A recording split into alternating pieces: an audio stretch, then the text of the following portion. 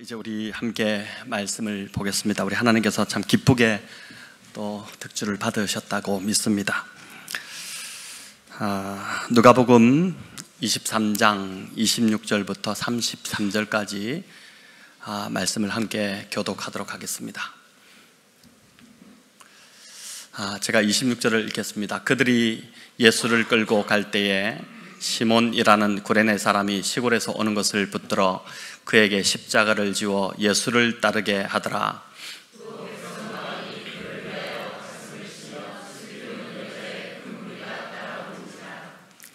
예수께서 돌이켜 그들을 향하여 이르시되 예루살렘의 딸들아, 나를 위하여 울지 말고 너희와 너희 자녀를 위하여 울라.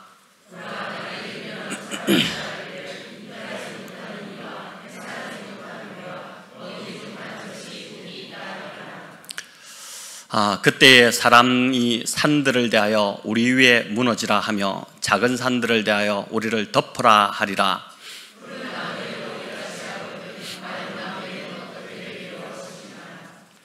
또 다른 두 행악자도 사형을 받게 되어 예수와 함께 끌려가니라.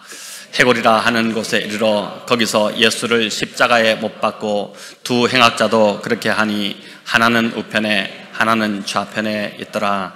아멘.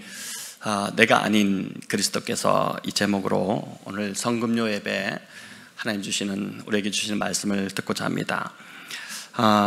너무 아름답게 이제 득주를 해주셔서 참 감사드리는데, 보니까 이 곡이 바이올린의 참 애절한 음색과 참 잘 어울리는 곡인 것 같습니다. 득주의 제목이 이제 비아 돌로로사인데, 고난의 길이란 뜻도 있고 또 슬픔의 길이란 이런 뜻을 가지고 있습니다.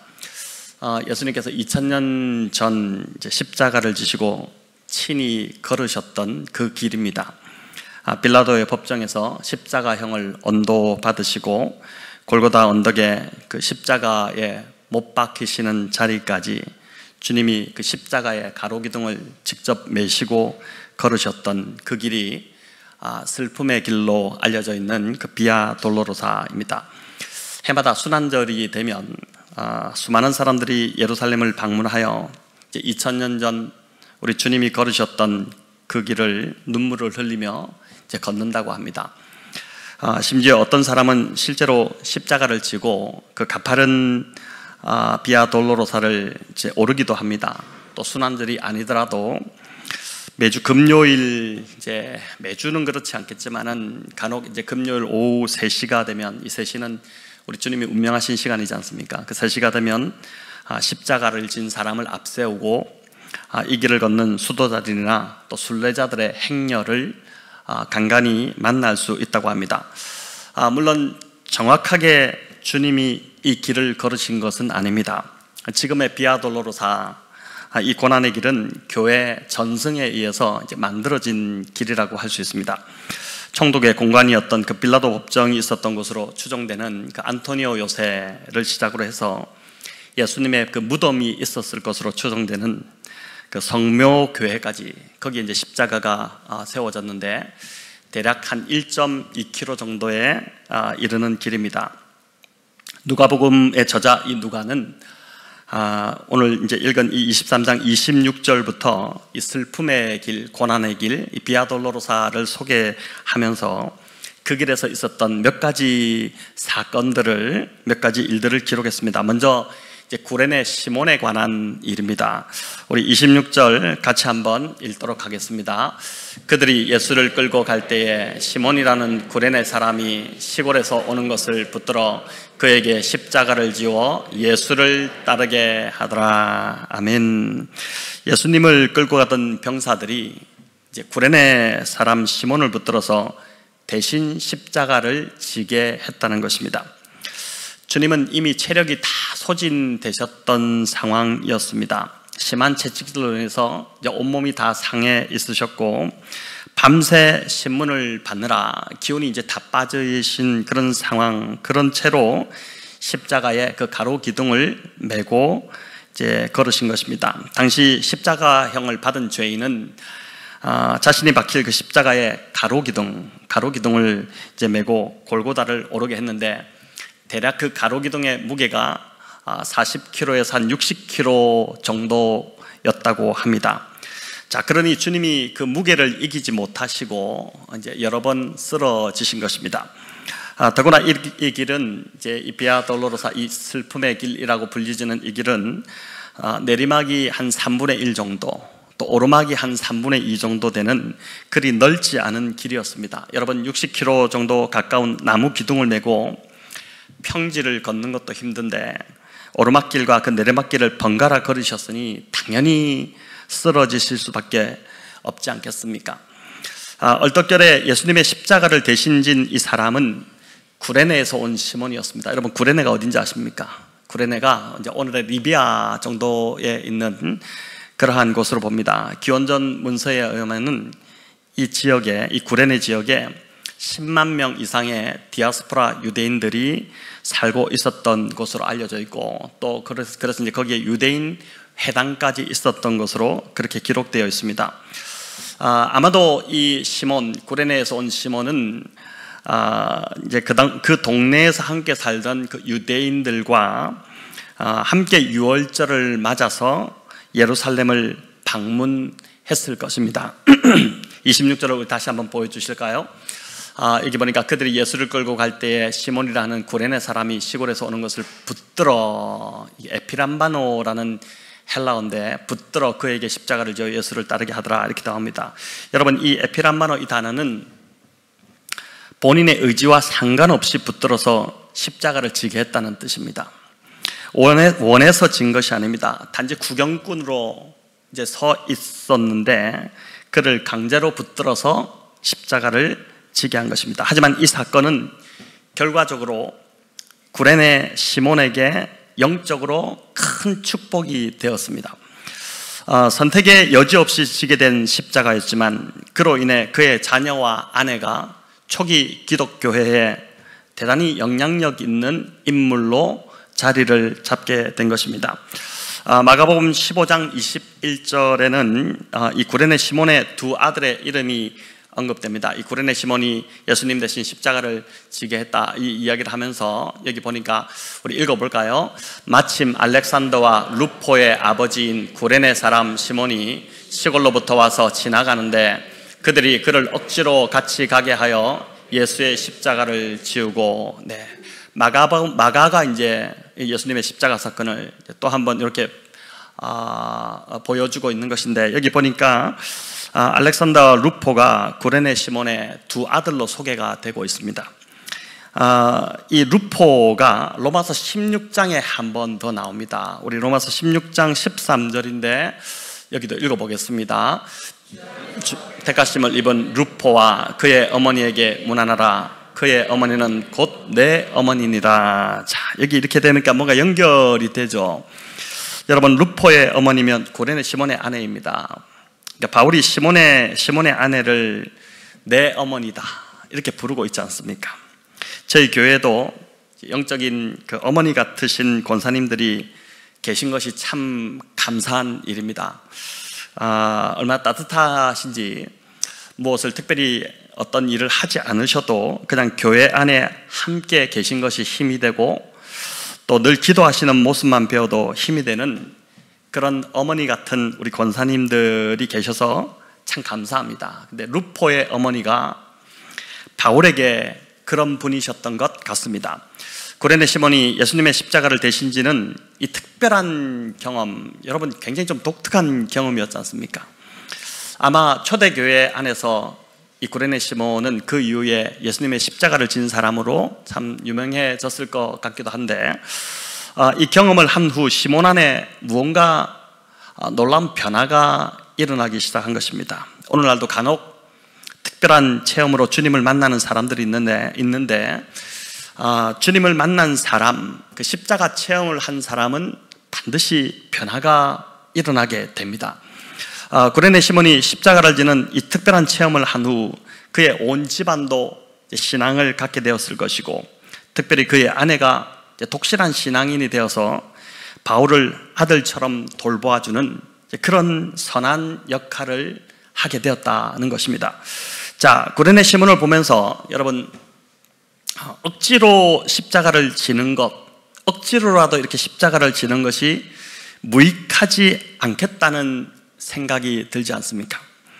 주님을 섬기고 교회를 섬기다 보면 어쩔 수 없이 얼떨결에 억지로 섬겨야 할 기회가 갑자기 찾아오기도 합니다.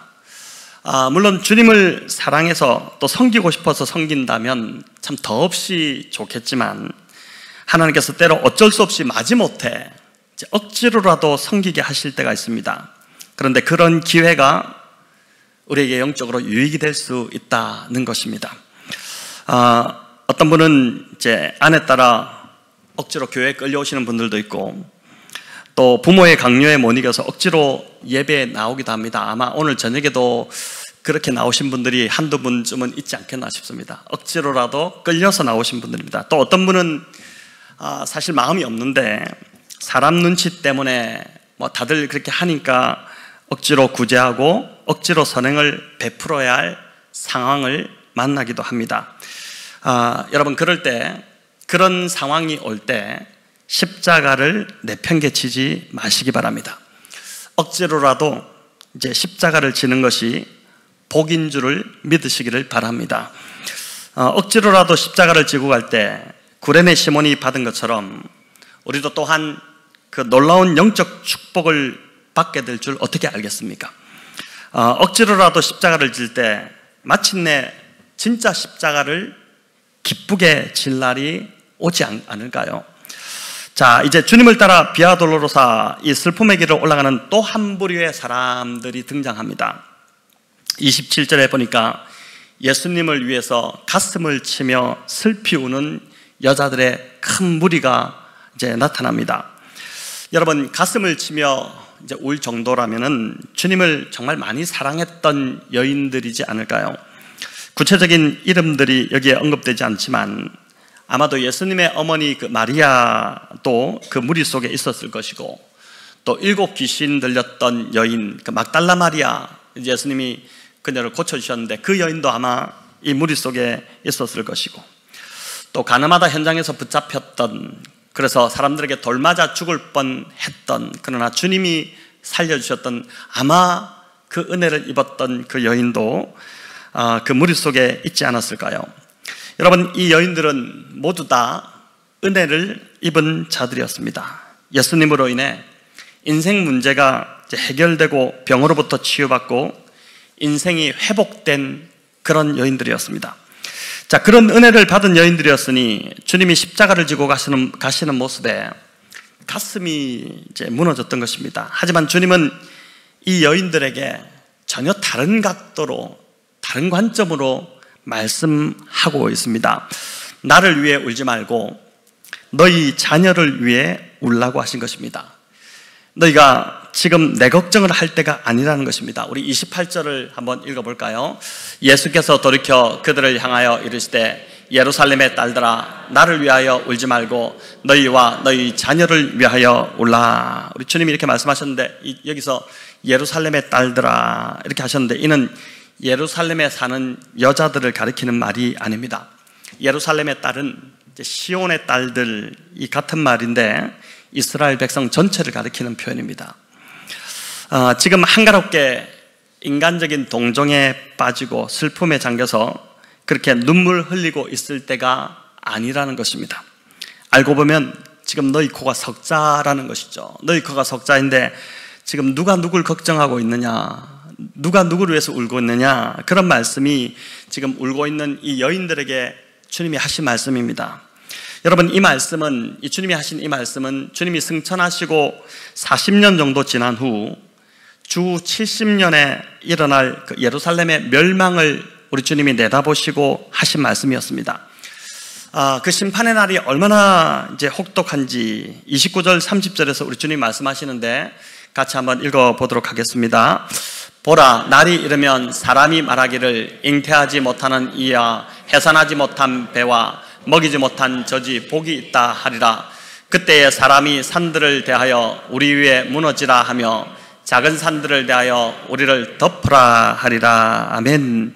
여기 해산하지 못하는 배와 먹이지 못하는 젖이 복이 있다, 이 말은 예루살렘 멸망 때에 아이가 있는 엄마들, 대단히 큰 고통을 당할 거라는 것을 보여주는 말씀입니다.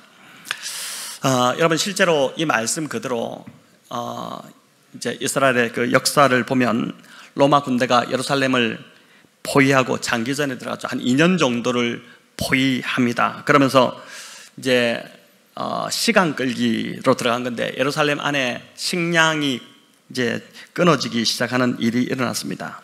식량이 없어지니까 끔찍한 고통을 당하게 되었는데 그 당시 이제 역사 기록에 의하면 먹을 것이 없어서 유대 전쟁사 이런 걸 보면은 자기 아이를 잡아먹는 일이 실제로 일어났습니다. 자기가 낳은 아이를 자기 손으로 잡아먹어야 하는 상황에 이르렀으니 여러분 이 얼마나 끔찍한 상황입니까? 또 여기 산들에 대하여 우리 위에 무너지리라, 또 작은 산들에 대하여 우리를 덮으라. 이제 이 말도 차라리 그렇게 깔려서 죽는 게 더 낫겠다는 심정입니다. 한번 압사되고 죽는 게 더 낫겠다. 이 고통 당하느니 그 말을 하는 것입니다. 예루살렘은 주님의 이 예언처럼, 이 말씀처럼 로마의 티투스, 그러니까 디도 장군으로 우리에게 알려지는 그 티투스에 의해서 AD 70년에 정말 주님이 말씀하신 대로 돌 위에 돌 하나 남지 않도록 완전히 멸망을 당했고, 무려 이제 110만 명이나 죽음을 당하는 그 끔찍한 참상이 일어났던 것입니다. 예루살렘의 여인은 이제 이스라엘을 상징하는 표현이라고 말씀드렸죠. 그래서 이 슬픔의 길 비아 돌로로사에서 여인들, 즉 이스라엘 백성들이 진짜 흘렸어야 할 눈물은 회개의 눈물이었어야 합니다. 회개의 눈물입니다. 하나님을 떠난 백성들에게 하나님은 계속해서 돌아오라고 선지자들을 보내셨습니다. 그것이 우리가 지난주 살펴본 그 악한 소작농 비유였지 않습니까? 포도원 주인인 하나님은 종들인 선지자들을 계속 보냈지만 왜 보냈습니까? 회개하고 돌아오라는 거죠. 하지만 이 악한 백성들은 자기들이 포도원 주인이 되고자 해서 종들을 때리고 심지어 잡아 죽였고 급기야 아들까지 포도원 밖에서 죽여버렸습니다. 회개하고 돌이킬 기회를 수없이 주었지만 그들은 끝끝내 회개하지 않았습니다. 하나님이 마지막으로 보낸 종, 구약의 마지막 선지자가 누구였습니까? 세례요한이었죠. 여러분, 세례요한은 예수님의 길을 예비하는 자였는데 그가 외친 것은 오직 하나입니다. 뭐죠? 회개하라, 회개하라, 천국이 가깝다, 회개하라. 오직 회개 하나를 세례요한이 외쳤습니다. 여러분, 이 말은 예수님을 만나는 준비, 구원에 이르는 길은 오직 회개밖에 없다는 것입니다. 저와 여러분이 예수님을 만날 수 있는 길도 오직 회개밖에 없다. 회개부터 시작해야 된다는 것입니다. 자신이 죄인임을 인정하고 죄에서 돌이키는 회개가 있어야 구원자이신 예수님을 만날 수 있다는 것이죠. 슬픔의 길, 이 비아돌로로사에서 여인들이 울어야 했던 대상은 주님이 아닌 자녀들이었는데, 자, 그렇다면 저와 여러분은 자녀를 위해 울고 계신가요? 만약 울고 있다면 어떤 이유로 왜 우시나요? 아이가 공부를 못해서, 또 공부를 안 해서 울고 있으신가요? 아니면 아이가 정말 말을 지독실이 안 듣고 속을 썩이고 있어서 그렇게 울고 계신가요? 오늘 이 말씀을 통해 주님은 부모인 저와 여러분이 진짜 흘려야 할 눈물이 무엇인지를 알려주십니다. 그럼 바로 회개의 눈물입니다. 내 자녀가 예수님을 만나도록 하는 일에 최우선 순위를 두지 않았던 우리 자신을 회개하며 눈물을 흘려야 한다는 것이고, 또 부모로서 우리 자녀에게 회개를 가르치지 않은 것을 회개하며 울어야 한다는 것입니다. 성도 여러분, 이 슬픔의 길 비아 돌로로사를 다녀온 분도 혹 우리 중에 있으실지 모르겠는데, 또 언젠가는 가볼 기회가 있으시겠지만 우리가 그 길을 걷더라도 더 이상 그곳에서 주님을 위해 눈물을 흘릴 필요가 없다는 것입니다. 오늘 주님이 그 말씀을 하시는 것입니다. 주님은 이미 부활하셨고 승천하셨기 때문입니다.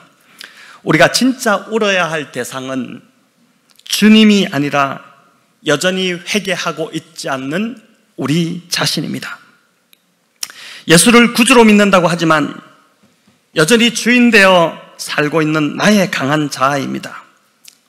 깨어지지 않는, 여전히 살아있고 변하지 않는 나의 이 지독한 자아 때문에 주님은 울어야 된다. 그 이야기를 하시는 것입니다. 여러분, 이 주제는 이제 십자가에 못 박히는 장면과도 연결이 되는데 마지막 한 장면이 또 나오는데 여러분, 비아돌로로사 이 슬픔의 길의 마지막 지점이 바로 십자가에 못 박히시는 그 장소입니다. 흥미롭게도 사복음서에 모두 다 나와 있습니다. 당연히 그렇겠죠. 예수님이 이 땅에 오셔서 이루신 사역의 절정이 십자가이기 때문에 사복음서에 그 십자가에 못 박히는 장면이 다 나올 수밖에 없습니다. 그런데 그 중요도에 비해 십자가에 못 박히시는 장면은 너무 짧고 간결하게 묘사되어 있습니다. 너무 간단합니다. 33절 우리 같이 한번 읽겠습니다. 해골이라 하는 곳에 이르러 거기서 예수를 십자가에 못 박고 두 행악자도 그렇게 하니 하나는 우편에 하나는 좌편에 있더라. 자, 여기도 보면 예수님을 십자가에 못 박았다 이 한마디밖에 없습니다. 요한복음도 보면은 거기서 예수를 십자가에 못 박았다 라고만 기록하고 있습니다. 여러분, 그게 전부입니다. 못을 어디다 박았는지, 그때 주님이 어떻게 반응하셨는지 이런 기록이 아무것도 없습니다. 얼마나 아프시고 얼마나 고통스러우셨을까, 이런 묘사를 사복음서가 언급하지 않고 사복음서가 모두 다 그저 십자가에 못 박았더라, 그 한마디로 끝입니다. 여러분, 주님의 십자가 죽음을 자세하게 묘사하지 않고, 우리는 조금만 다쳐도 아주 상세하게 설명을 하지 않아요. 이렇게 아프고 이렇게 아프고 이렇다고 상세하게 설명하는데, 주님의 십자가 이 죽음을 자세히 묘사하지 않고 짧게 기록했다는 것은 저자 누가도 그렇고 하나님께서도 강조하시고자 하는 부분이 따로 있다는 말일 것입니다. 십자가 사건에서 누가가 볼 때, 이 누가복음의 저자 누가가 볼 때 정말 중요한 것은 따로 있는 것입니다. 주님이 얼마나 힘드셨는지, 그 고통이 얼마나 크셨는지 이런 것이 아니라 누구 때문에 또 누구를 위하여 죽으셨는가, 누구 때문에 십자가에 못 박히셨는가, 이게 더 중요하다는 것입니다. 그래서 우리 역시 고난주간에 여러분, 십자가를 엉뚱하게 묵상하지 말아야 합니다. 성금요일 오늘 우리가 성찬식을 하겠지만 이 성찬식을 하면서도 잘못된 걸 붙들고 그저 눈물 흘릴 수가 있습니다. 우리 아이들 수련회 가면은, 초등부 이런 아이들 수련회 가면은 기도할 때 막 울잖아요. 작년에도 그런 아이가 하나 있었다고 들었는데, 왜 우냐 이렇게 하니까 집에 엄마가 보고 싶어서 운다. 잘못된, 기도 중에 하나님 주신 은혜가 아닌 잘못된 걸 붙들고 그렇게 눈물을 흘리는 것이죠. 저와 여러분이 잘못된 것이 아니라 진짜 집중해야 할 것이 무엇일까요? 누가는 마지막으로 십자가 옆에 두 강도 이야기를 통해서 그 부분을 우리에게 들려주고자 합니다. 누가뿐만 아니라 사복음서의 모든 저자들이 이 강도, 두 강도의 이야기를 다 기록하고 있습니다. 마태복음과 마가복음에서는 이들을 강도라고 했는데, 오늘 누가복음 본문 32절에 보니까 두 행악자다 이렇게 기록하고 있어요. 헬라어 카쿠로고스라는 단어입니다. 단순 강도가 아닙니다. 이는 엄청난 악행과 중대한 범죄를 저지른 사람을 일컫는 단어입니다. 또 선동자, 난동을 부리는 자, 이런 뜻을 담고 있습니다. 그래서 이들은 어쩌면 백성들을 선동했던 정치범이었을 수도 있습니다. 그러면서 사람까지 죽였을 것입니다. 분명 이 두 사람은 예수님 대신 풀려났던 그 바라바와 함께 십자가 처형을 받도록 되어 있었을 중범죄자들이었을 것입니다. 아마 바라바도 어쩌면 알 수 있었을. 그런데 이들의 모습 속에 바로 우리가 있다는 것입니다. 여러분, 이 밤에 이 두 강도 속에서 나를 보는 눈이 열리시기를 축원합니다. 이 두 강도는 주님과 함께 같은 장소에서 같은 시각에 십자가에 못 박혔습니다. 그런데 놀랍게도 이 둘은 영원히 다른 운명으로 나누어져 버렸습니다. 한 사람은 주님과 함께 영원한 낙원에 이르게 되었고, 하지만 또 다른 사람은 영벌에 처하게 되었죠. 그런데 이 두 사람만 그렇지 않습니다. 오늘도 십자가는 모든 사람을 둘로 나누어 버리는 참 신비한 힘을 가지고 있습니다. 모든 사람, 십자가 위에 있는 그 두 사람뿐만 아니라 십자가 아래에 있는 사람들, 또 오늘 이 말씀을 듣는 저와 여러분에게도 십자가는 모든 사람을 둘로 나누어 버리는 그 신비한 어떤 힘이 있습니다. 여러분, 그 십자가 앞에서 구원받는 자와 구원받지 못할 자가 결정이 나버리는 것입니다. 자, 그래서 십자가에 달렸던 두 사람의 운명은 곧 우리의 운명이라고 할 수 있습니다. 사복음서가 두 강도의 얘기를 빼놓지 않고 다 기록한 이유는 바로 우리 모두의 운명이 십자가에 달린 이 두 사람의 운명과 같다는 것을 알리고자 하는 것입니다. 이들은 정말 운이 좋게도 이 땅을 떠나가는 그 죽음의 마지막 순간에 생명의 주인이신 예수님 바로 옆에 있었고 그 주님의 기도를 다 들었습니다. 여러분, 이게 얼마나 놀라운 기회였는지 모릅니다. 34절에 주님이 조롱하는 무리들을 향해서 하나님 아버지께 그들의 죄를 사하여달라, 그들은 그들이 하는 짓을 모른다, 사하여달라, 이렇게 기도하는 그 기도를 다 들었죠. 여러분, 이보다 럭키한 경우가 어디 있겠습니까? 하지만 안타깝게도 한 강도만 구원받았습니다.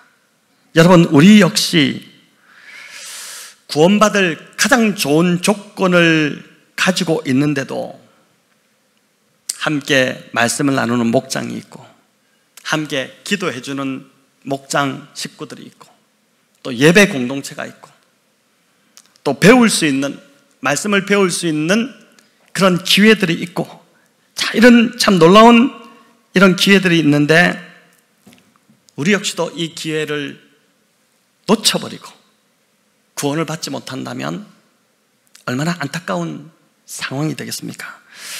구원받지 못한 이 강도는 회개할 마지막 기회가 주어졌지만 끝까지 회개하지 않은 것이 그 인생의 최대 실수였고 실패였습니다. 39절에 보면 그가 예수님을 비방하여 이렇게 말을 합니다. 우리 같이 한번 읽어보겠습니다. 달린 행악자 중 하나는 비방하여 이르되 네가 그리스도가 아니냐, 너와 우리를 구원하라 하되. 자, 네가 그리스도가 아니냐, 이 말은 네가 그리스도이면 너와 나를 구원할 능력이 충분할 텐데 왜 그렇게 하지 못하느냐, 그러니 너는 그리스도가 아니다 라고 비방하는 것입니다. 여러분, 우리가 신앙을 포기하고 주님을 떠나가는 지점이 바로 이와 비슷합니다. 인생을 살다 보면 정말 견디기 힘든 문제와 고난이 닥쳐올 때가 있습니다. 그럴 때 하나님이 살아계신데 왜 이런 일이 나에게 일어나야 되느냐고 하나님께 불평하고 싶고 원망을 쏟아놓고 싶을 때가 있습니다. 그래서 나의 이 고통 하나 해결해 주지 못하는 하나님은 내가 더 이상 하나님으로 인정할 수 없다, 믿을 수 없다고 해서 신앙을 떠나가는 것입니다. 이것이 구원받지 못한 강도가 보여준 모습이었습니다. 하지만 구원받은 이 강도는 똑같은 고통 속에서도 주님이 자신을 구원해 주실 분임을 끝까지 믿었습니다. 여러분, 바로 주님이 그 믿음을 보시고 그를 낙원으로 그날 인도하신 것이죠. 감당 못할 어려움을 만날 때 주님을 원망하고 떠나갈 것인지, 아니면 그 어려움 속에서도 반드시 나를 건져주시고 구원해 주실 분으로 믿고 그 믿음을 가질 것인지, 그 선택은 오늘 밤 저와 여러분이 해야 할 몫입니다.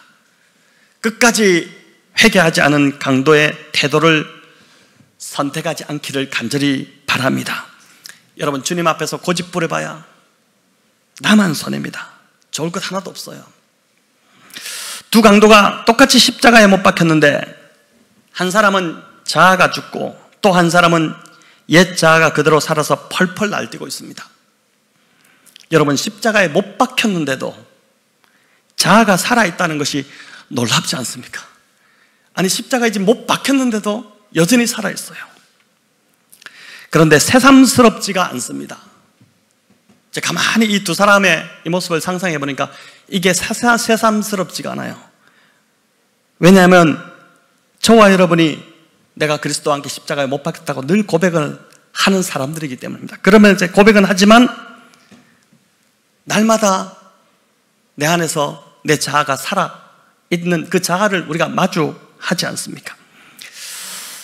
에이든 토저는 주님이 이 땅에 오신 이유를 설명하면서 주님이 단지 그냥 우리를 지옥에서 건지시기 위해서 오신 것이 아니라 주님이 이 땅에 오신 진짜 이유는 우리의 자아를 멸하러 오셨다, 이렇게 설명하셨습니다. 그는 갈라디아서 2장 20절을 이제 언급하면서 한 예화를 들었는데, 어떤 물잔에 독이 들어있는데 그 물을 마시는 자는 그 독이 들어있기 때문에 반드시 피할 수가 없습니다.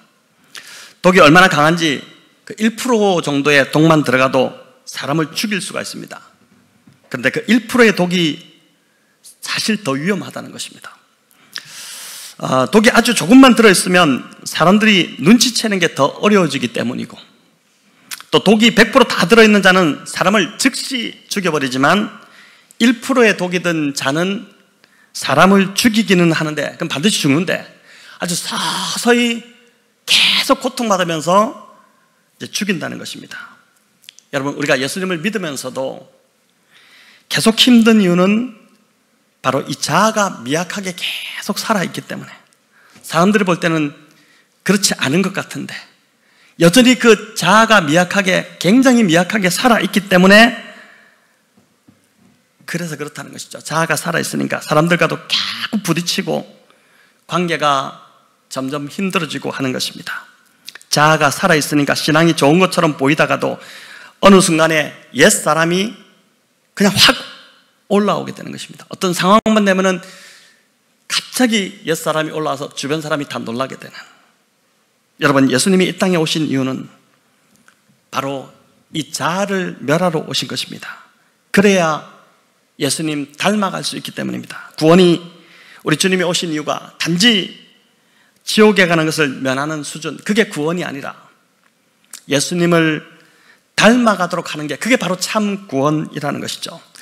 자, 이제 성도 여러분, 말씀을 맺겠습니다. 저와 여러분이 정말 애통해야 하는 것, 오늘 이 성금요일 예배를 우리가 들으며, 말씀을 들으며, 오늘 이 본문을 통해서 우리가 정말 애통해야 하는 것은 여전히 죽지 않고 있는 나의 자아입니다. 내가 정말 울어야 할 일은 바로 나의 자아가 살아있는 것입니다. 오늘 이 말씀 앞에서 구원받지 못한 행악자의 거만한 태도, 여러분 버리시길 바랍니다. 대신에 나의 자아를 십자가에 못 박아달라고 오늘부터, 아니 오늘 이 밤에 기도하시기 바랍니다. 여러분, 이 기도가 막연할 수 있습니다. 제가 이제 프랜시스 볼튼이라는 분이 쓴 기도문을 소개하려고 합니다. 이번 주 주보 칼럼에도 제가 좀 올려드리려고 하는데, 자아를 죽이는 아주 구체적인 기도입니다. 제목이, 오늘 설교 제목이기도 한데, 내가 아닌 그리스도께서. 우리 화면을 한번 보고 천천히 한번 읽어보겠습니다. 내가 아니라 그리스도께서 영광과 사랑과 존귀를 받으소서. 내가 아니라 그리스도께서 알려주시고 들리시고 보이소서. 내가 아니라 그리스도께서 모든 모습과 행동에서, 내가 아니라 그리스도께서 모든 생각과 말에서 나타나소서. 사랑의 주님, 제 자신에게서 벗어나게 하시고 주님에게 푹 빠지게 하소서. 제 안에 더 이상 제가 살지 않고 그리스도께서 사시옵소서. 내가 아니라 그리스도께서 슬픔 중에 친절히 위로하시고, 내가 아니라 그리스도께서 떨어지는 눈물을 닦아주시고, 내가 아니라 그리스도께서 무거운 짐을 벗겨주시고, 내가 아니라 그리스도께서 모든 공포를 몰아내소서. 그리스도, 오직 그리스도, 무익한 말이 제 입 밖에 나오지 않게 하소서. 그리스도, 오직 그리스도, 공연히 부산 떠는 소리가 들리지 않게 하소서. 그리스도, 오직 그리스도, 거들먹거리는 태도가 없게 하소서. 그리스도, 오직 그리스도, 나는 흔적조차 없이 사라지게 하소서. 내가 아니라 그리스도께서 내 모든 필요를 채워주시고, 내가 아니라 그리스도께서 내 힘과 건강이 되어주시고, 내가 아니라 그리스도께서 몸과 혼과 영을 살리시고, 그리스도, 오직 그리스도께서 이제로부터 영원히 내게 계시옵소서. 그리스도, 오직 그리스도께서 곧 내 시야를 꽉 채우실 것이니 머지않아 영광이 압도할 것이요 곧 내가 온전히 볼 것이라. 그리스도, 오직 그리스도께서 내 모든 소원을 이루어 주시고, 그리스도, 오직 그리스도께서 내 모든 것이 되어 주소서. 아멘. 여러분, 주일날 주보에 올려드리겠습니다. 이 기도문을 계속 좀 한번 묵상해 보시고 또 계속 읽어보시면 내 안에 얼마나 자아가 살아있는지 보이게 되고, 이 기도문을 통해 내 자아를 하나님 앞에 없애달라고 그렇게 기도할 때 우리 안에 정말 그리스도가 나타나는 그런 일들이 있게 될 것입니다.